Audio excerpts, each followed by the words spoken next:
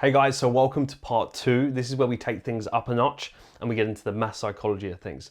Mass psychology is one of these key things that I've learned over the period of years.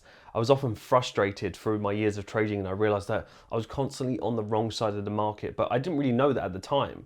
I used to buy the highs, sell the lows, and I didn't really understand where is the real money coming into the market, and I want to be on the side of things. So in this part, we're going to dive deep into the mass psychology and show you some examples, how people are getting caught on the wrong side of the market over and over again. If that's you, you're going to take tons of value away from this. So we'll see you in part 2.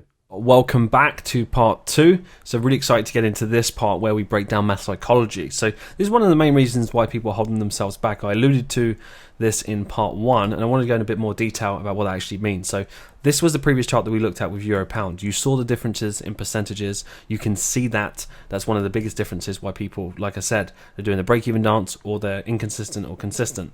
Now let's take a look at more how we look at it in Falcon. So I'm actually going to delete all these lines here. We're just left with the EMA. We'll actually get rid of that as well. So nothing. Now we're just looking at a clean chart. How did we understand how to get involved in this position on euro pound? And a lot of us are still holding this position.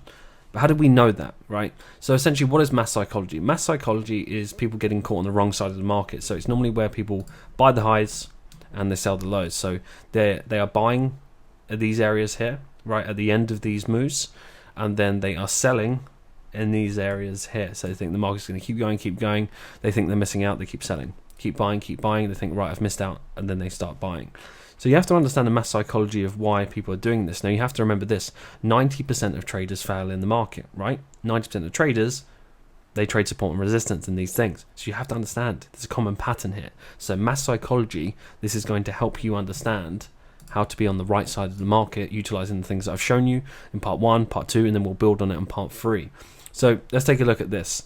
So if we look at this part here, I'm just going to put this particular resistance line that a lot of people would have had at the point. So it's this bit of price action that I want you to focus on. So notice how we just break above and then we drop. So very similar to what I pointed out in part 1, in which that you see how we have that candle, the bullish candle there, and then we retrace. It's likely you were looking for a breakout, a retest to go long. Similar type thing. If we look at that there on the weekly chart, you can see the momentum there. You'd expect that to break out and retest. What if we told you that we anticipated this to break the high and then come to the downside? This is mass psychology, where a lot of the real money coming into the market where you want to be positioned. We go to the daily chart. On the daily chart here, as you can see, we break the high and then we drop. We break the high and then we drop.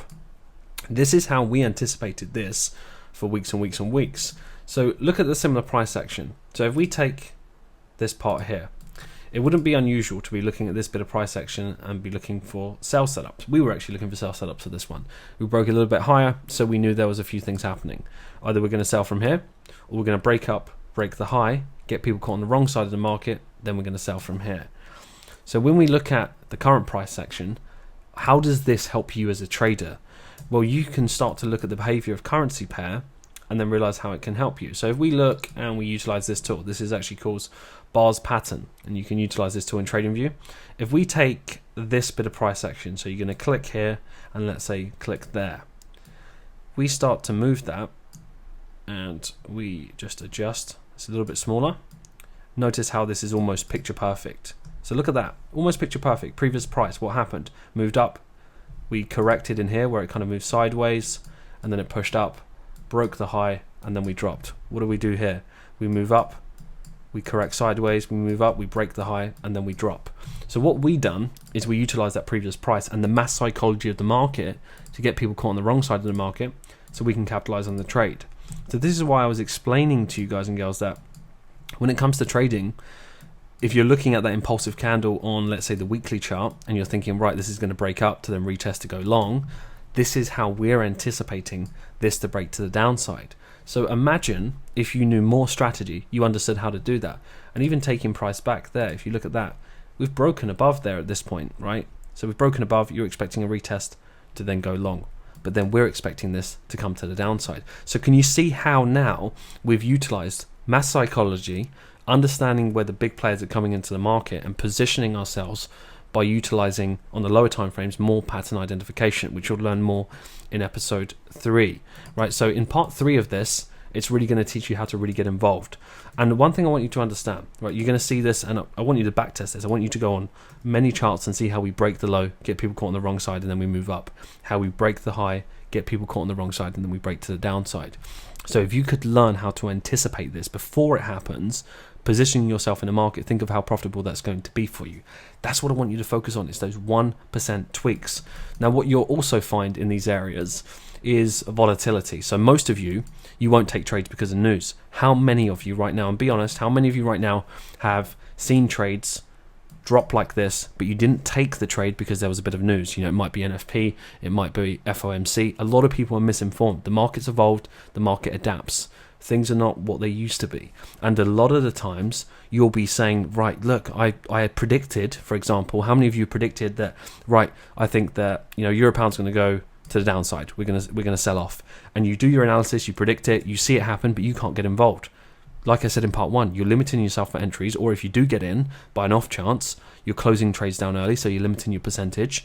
And then sometimes you're not getting in at all because there's a bit of news announcement. What you're going to find more so in part 3 is that news is only creating the volatility, but the structure that we've looked at time and time again is just a catalyst. So when we see things like this, we're seeing volatility that happens to be this. What a coincidence that there happens to be some volatility and news around these areas of the major pieces that moves the puzzle. So you need to understand this is happening on a regular basis, and you're going to see this happen time and time again. And you need to ask yourself, do yourself a favor, how many of these do you need to see time and time again from years and years of data to realize that the people that are getting caught on the wrong side of the market, this is how they're failing? And I want this to help you, because you can just, this subtle little tweak already is going to make such a huge difference to your trading. So you can be on the right side of the market where that 10% of people are actually capitalizing. So guys and girls, I really hope you enjoyed this part of mass psychology. That's given you an insight. Now, as we go into part 3, this is when I show you exactly how we're going to get involved in these, in which that you would see these things like news, how we take advantage of them with some real life examples. So let's get into part 3. Very, very excited for it, and make sure you watch right to the end. So congratulations guys and girls on finishing part 2. As you can see, the mass psychology is such an important concept. I see this time and time over and over again, people caught on the wrong side of the market. Hopefully, after seeing these key things of how you can avoid doing that, it's just going to improve your trading overall. It's helped massively for me. It's helped for over thousands of students that we've had within the Falcon community. I know it's going to help you too. So what I would love for you to do is really, really hone in on this and see from maybe previous trades that you've taken, you know, have you been on the wrong side of the market before? And how could that have helped you in your trading if you actually knew how to spot that? So excited to get into part 3. This is where we transition into the real structure side of things, where you really start to maximize on your profits. But it's important that you understand not just the mass psychology, it's the next pillar which we're going to build on, understanding what does volatility really mean.